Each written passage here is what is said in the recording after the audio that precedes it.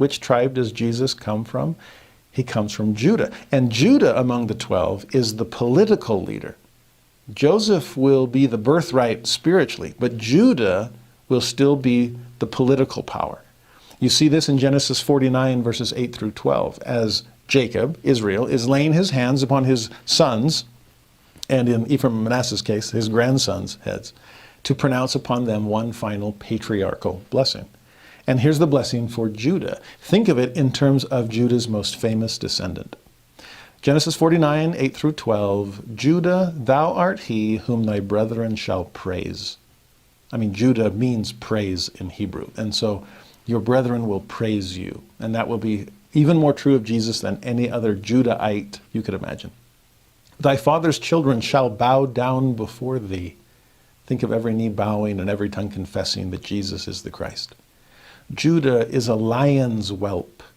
And sure enough, Jesus himself will be the lion of the tribe of Judah.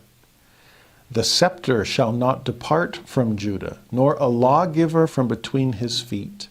There's where political preeminence comes. The scepter in his hand. And it won't depart from Judah until Shiloh come. And unto him shall the gathering of the people be. Shiloh is a confusing word, but some suggest that it comes from Asher Lo, which means him whose right it is. That's messianic.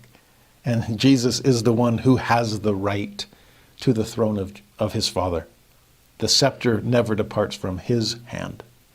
The blessing then goes on, binding his foal unto the vine, and his ass's colt unto the choice vine.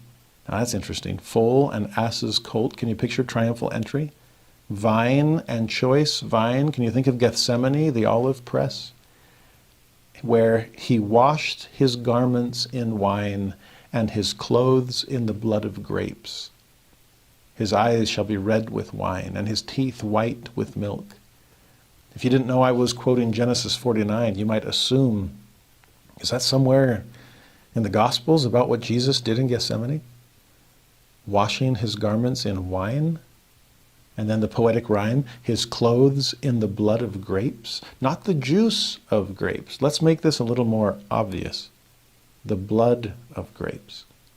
John will build upon that metaphor when he gets to the book of Revelation, chapter 14. But what's amazing here, Judah, that's who this is all about. That's who you are. This is your birthright. This is your inheritance in Israel. And here we are, 2 verses into the genealogy, and Jesus is going to be all of that and more.